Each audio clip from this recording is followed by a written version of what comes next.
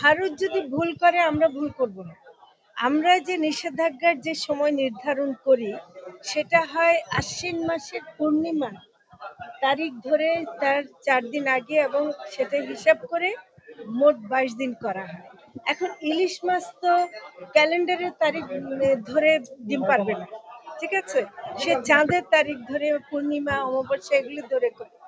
এখন ভারত তারা টেকনিক্যালি যদি করে থাকে আমরা সেটা তাদের বিষয়টা আমি মন্তব্য করতে চাই না, কিন্তু আমাদেরটা গবেষকরা বিএফআরআই এমনকি আমরা যে মিটিং এ সিদ্ধান্তটা নিচ্ছিলাম সেখানে জেলে প্রতিনিধিরাও ছিলেন এবং তারা যেহেতু সাগরে থাকেন নদীতে থাকেন তারা জানেন যে কোন সময় ইয়ে হয়।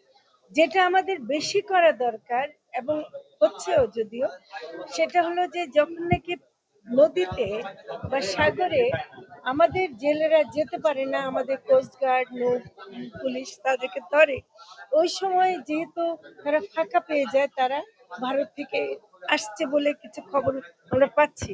আমি সাথে সাথে কোস্টগার্ড এবং তাদেরকে জানিয়েছি এবং তারা বলছে আমরা ইমিডিয়েটলি ব্যবস্থা নিচ্ছি।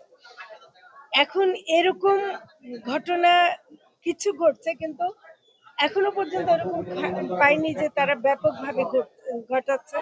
আর এটার কারণ শুধুমাত্র তারিখের হেরফের না, এটার কারণ এটা এটা যারা করছে তাদের একটা অন্যায় একটা কাজ, সেই অন্যায় কাজটা তারা যে কোনো সময় করতে পারে। এই অন্যায় কাজটার আমরা প্রতিবাদ করি, আমরা দেশ হিসেবে প্রতিবাদ করি এবং এর জন্য আমরা ব্যবস্থা নিচ্ছি। মৎস্য কর্মকর্তারা আছেন তারা কিন্তু অনেকটা প্রাণের ঝুঁকি নিয়েও কিন্তু যাচ্ছেন এবং গিয়ে তারা এটাকে ঠেকাবার চেষ্টা করছেন।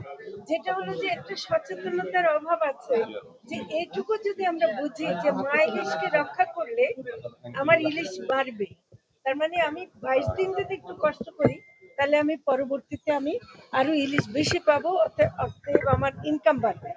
যেটা আমরা সরকারের পক্ষ থেকে একটু পিছিয়ে আছে সেটা হলো যে যতজন আমাদের জেলে আছে, যেমন ধরুন 7 লক্ষের মতো জেলে আছে যারা ইলিশ মাছ ধরে, আমরা পুরো 7 লক্ষকে এখনো মানে চাল দিতে পারিনি, আমরা 6,20,000-এর মতো দিয়েছি। তো ফলে কিছু জেলে এর বাইরে থেকে যাচ্ছে এবং তার একটা মানে তারা বলছে যে আমরা তো খেতে পাচ্ছি না, এটা করছে।